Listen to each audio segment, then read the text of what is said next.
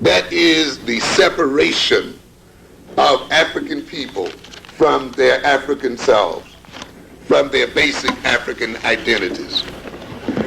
When you have an identity, it is difficult for another person to impose a set of values on you, because having a positive identity and a solid identity is a defense against being penetrated by alien forces. A positive identity functions to locate us in the world, in space and in time and in history. A positive identity gives us a sense of purpose and a sense of direction. A positive identity provides us with self-knowledge and direction. A positive identity provides us with a sense of belongingness. When we say we are African, we are not merely identifying ourselves as individuals. We indicate that we belong to a people, to a culture, to a nation, that we belong to a system of values, a system of perceptions, a system of behavior, folkways and mores. A system, an identity permits us to cooperate with other people. It permits us to understand what role we must play within a particular group. An identity permits us to know our own interests. An identity permits us to provide ourselves with an evaluative system, permits us to evaluate what is going on in the world. An identity provides us with a defense against possession. I've often said that we cannot be African and be slaves and subordinates of other people at the same time. We cannot be fully identified and at one with our African identity and be subordinate to another people. The European, of course, recognized this immediately. That is why when we talk about our slave history, we often talk about the destruction of African culture. We talk about the rewriting of black history as an attempt again of destroying the African culture and an African personality. We recognize that the destruction of that personality, the separating of us from our culture, the separating of us from our history, is a separation of us ultimately from our identity. It means a split and a schism is created in the personality.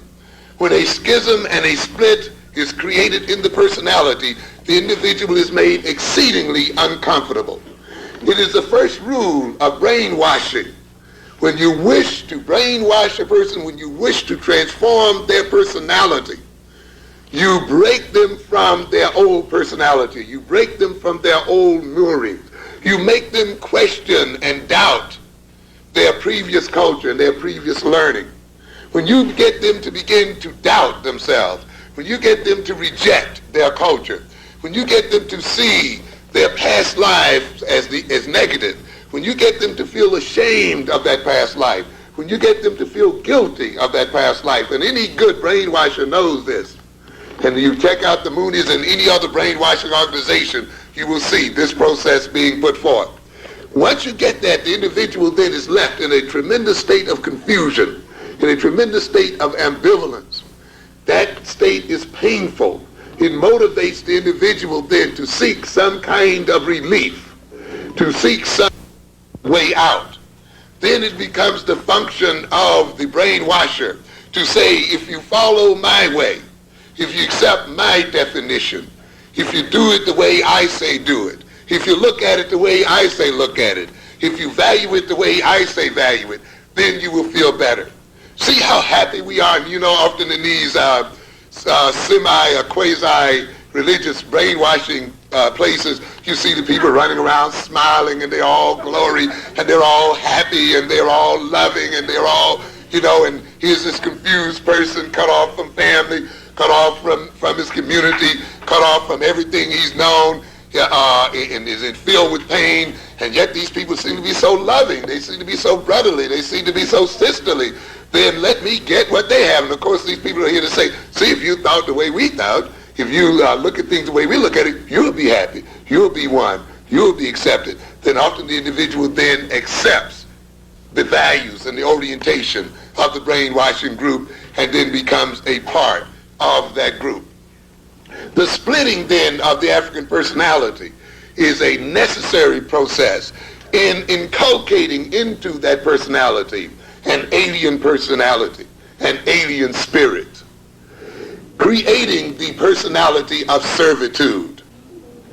It makes possible then, in that African personality, that is the split African personality, makes it possible then for the African to begin to believe the lies, to accept the European distortions, to accept European reality, to accept then the stereotypes the Europeans have projected.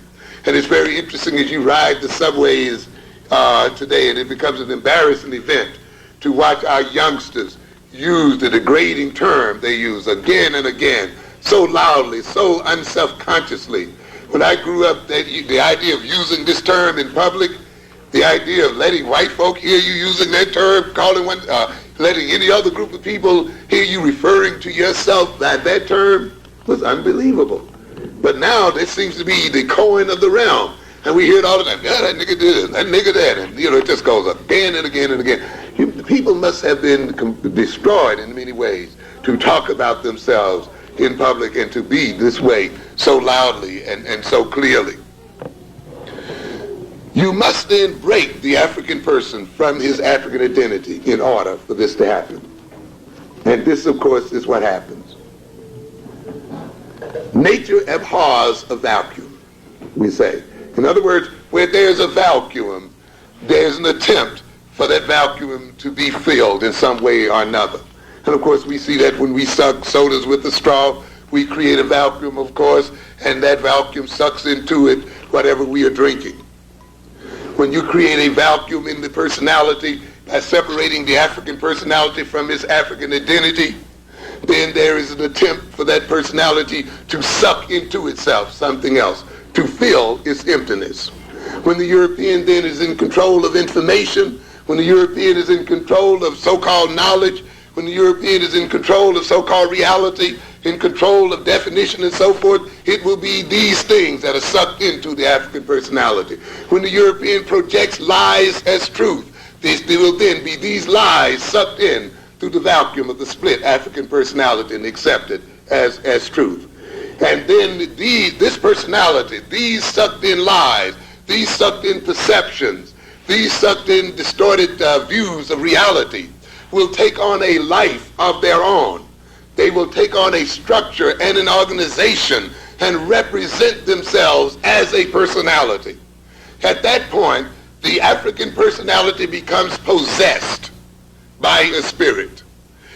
When we hear, as I said earlier, about the black boys and our children talking that language on the subway and speaking the way they speak, in a way it is not they who speak.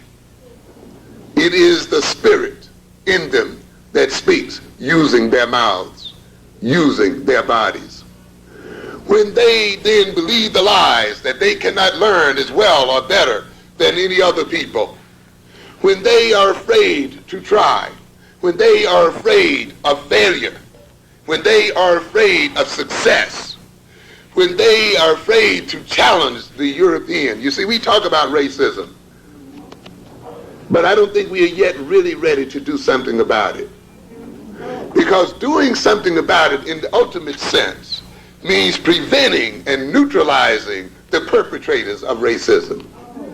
Ultimately, it means, ladies and gentlemen, removing the Europeans' ability to perpetrate racism in the world.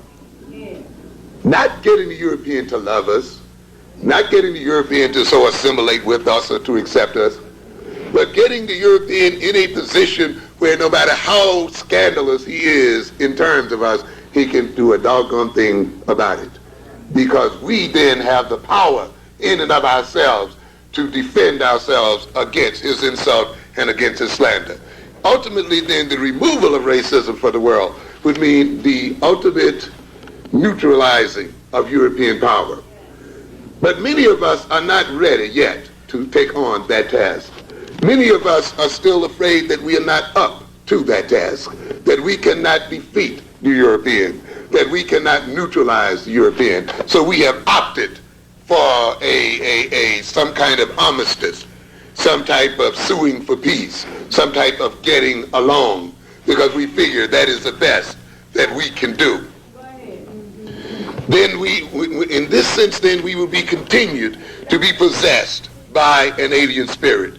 And that alien spirit then will speak to us.